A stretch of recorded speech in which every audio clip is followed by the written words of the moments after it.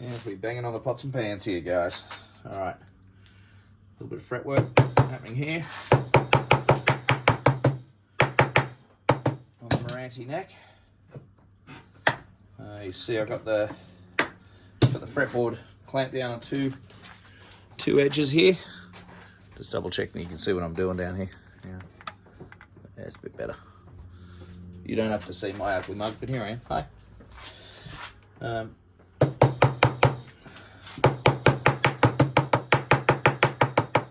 I'm using this fret wire from CBG Emporium, which is pretty nice stuff, to be honest with you. Always the last one that wants to try and trick you up, isn't it?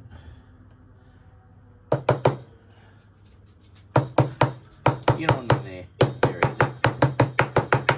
Just got to make sure you got enough hangover so you don't, so you can cut these and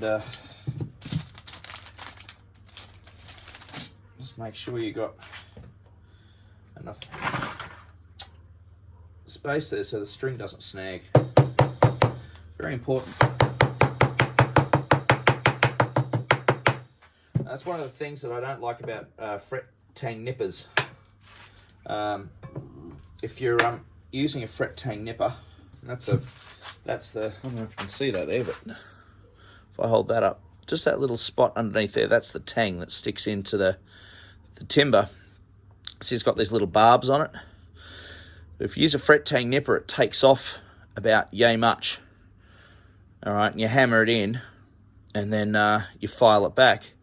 And the idea is that you don't get any fret sprout if the timber dries out a little bit, which is natural for timber to do. It absorbs moisture and it expels moisture depending on the ambient, weather, if it's dry or warm, or dry or wet. But the issue is really that even if you filed it back, you still can get some fret sprout anyway, just from the edge of it. But the problem is, if your fret lifts a little tiny bit and your string's ringing, you can sometimes get caught underneath. So I'm not a big fan of unless you've got binding. But even then, I've played guitars, so I've had to repair guitars that had binding. And it had still happened to it. So if you're a builder and you're looking at buying tools, especially if you're just starting out, don't worry about fret tang nippers. A, they're ridiculously expensive for good ones, and they're not necessary. They're really not. I'll tell you the secret. The secret is, because a lot of us build, this is open air, and even if you've got a shed, and your shed's outside, quite often it could be quite wet, depending on what's happening with the weather outside. Whether it's snowing, it's still going to be quite wet. If it's raining, it's going to be wet. Everything can be wet, or there could just be ambient moisture in the air. My suggestion for builders is this: whenever you build a guitar and you finish it, don't stick it up for sale straight away. Hang on to it for a few days, about a week, before you put it up for sale, and take it inside. Now inside you've got your heater. You might, if it's hot,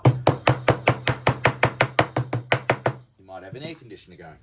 Now either of those things, a heater or an air conditioner, is probably going to dry the air out a little bit inside your house. And that's what you want, because you want your timber just to shrink a little bit. Just to shrink.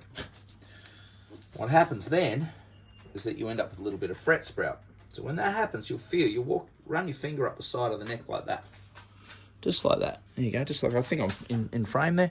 Just like that, run your finger up the side. Now, if you can feel it dragging on your finger, that's fret sprout. Now, obviously, I haven't filed these, so there's the butt ton of fret sprout here. But